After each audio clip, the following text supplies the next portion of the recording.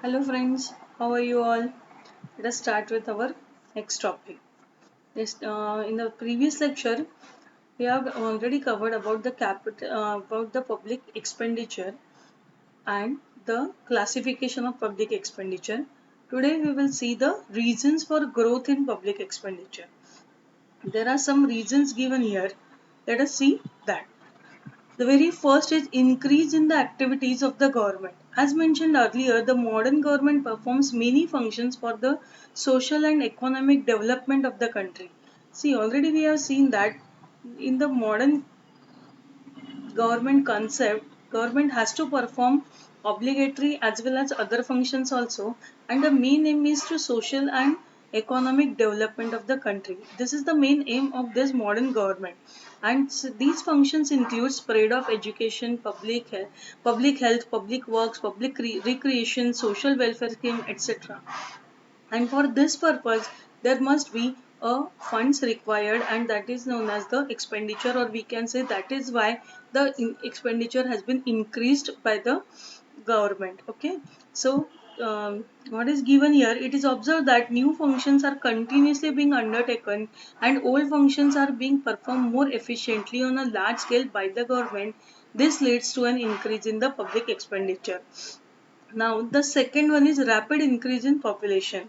See, this is the one of the most important reason for the increase in public expenditure. That is, population of developing countries like India is increasing fast, and as a result, the government has to incur greater expenditure to fulfill the needs of increasing population.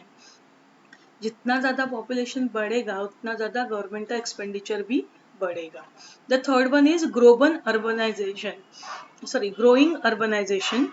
Spreading of urbanization is a global phenomena of the day. This leads to an increase in the government expenditure on water supply, roads, energy, schools, colleges, public transport, sanitation, etc. As day by day urbanization is growing, definitely the expenditure on the government has been increased. That means this is one of the again important reason for the increase in government expenditure. Then the next one is increasing defense expenditure. In modern times, defense expenditure of the government is increasing even in the peace time due to unstable and hostile international relationship.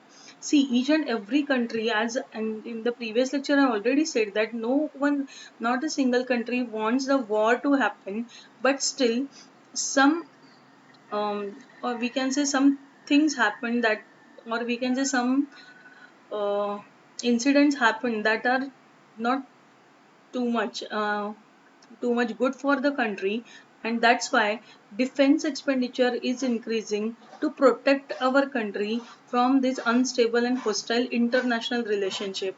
I think all of you know about this. What is the relation between the India and Pakistan right now going, and continuously we are facing so many attacks from Pakistan, and to avoid them, our security forces, army, air force, and even naval forces, they are continuously working for there, and therefore that will increase the expenditure of the government, because government has to provide them all the facilities required by them.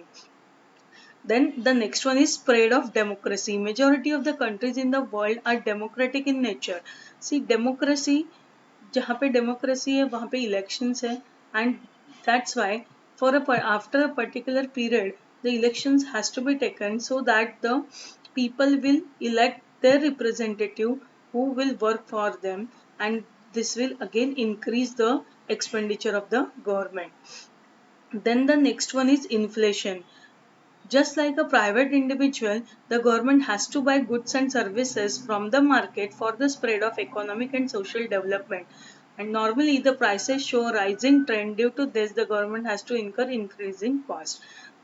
Just like the individual, government also has to buy some goods and services at a market price, and because of the increase in population and all that, the prices are also increasing.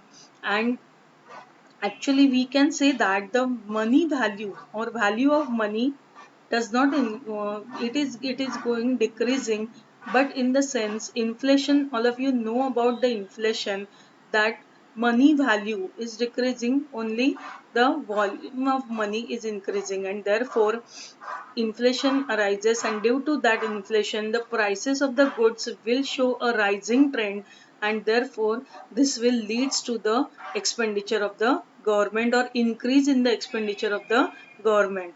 Next one is industrial development.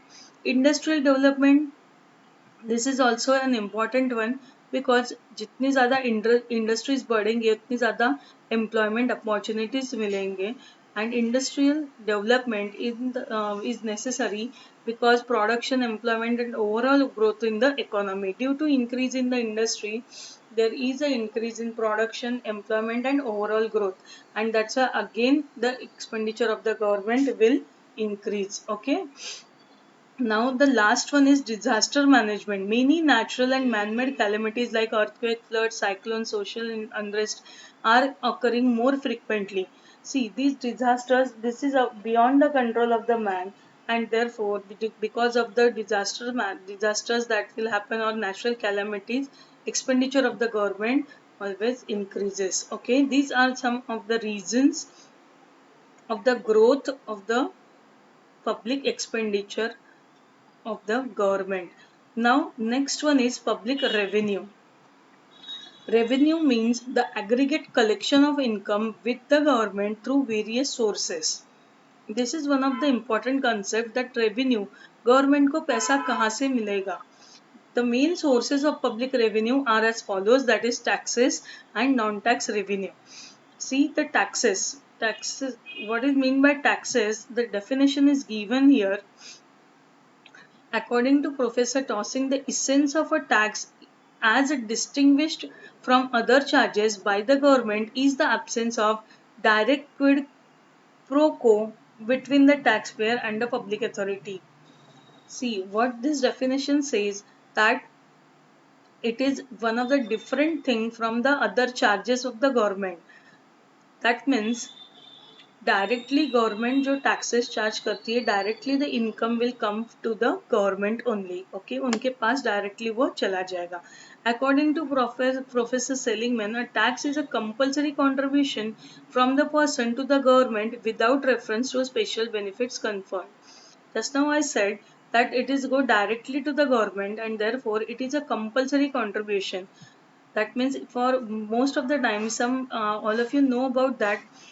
You heard a word TDS, that is tax deducted at source. That means जहाँ पे source of income है वहीं से tax वहाँ पे cut जाता है, directly it will go to the government.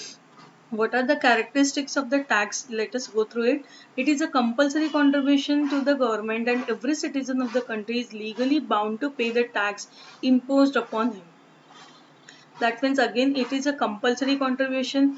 As a public or as a citizen of the country, even I have to pay the tax imposed upon my income, because if that means it is a contribution given to the economy by a person who is who is rendering services, or he is working for someone and he is earning something, and the part of that earning will be utilized for himself only, and therefore tax is a compulsory contribution. If any person does not pay a tax, he can be punished by the government. The second one is tax is paid by a taxpayer to enable government to incur expenses in the common interest of the society. Just now I told you that tax is paid by the taxpayer for the services that are available to him by the government. Government को लोगों को services देने के लिए पैसा चाहिए. ये पैसा कहाँ से आता है? From the taxpayers. The payment of a tax by a person does not entitle him to receive any direct and proportionate benefit or services from the government in return for the tax. It is just like if I am saying I am paying tax 1 lakh, so I will receive the service of the 1 lakh from the government. It is not just like that. Therefore, it is not proportionate or directly proportionate how much tax you are paying. Okay, it never be calculated like that. The fourth one is taxes imposed on income, property or commodities and services. And for this, tax is given just like direct tax, which is tax to be paid on property. When we sell or purchase a house, we have to pay the tax. Similarly, if a person is a salaried one, some part of the salary is paid as a tax. And obviously, all of you know about the commodities and services, we have to pay the tax on that. Okay, so now today I'm ending the lecture with this. The next, that is types of taxes and all that, we will see in the next lecture. Till then, do study well. If you have any doubt, you can put a doubt in the comment section so that I can clear your doubt.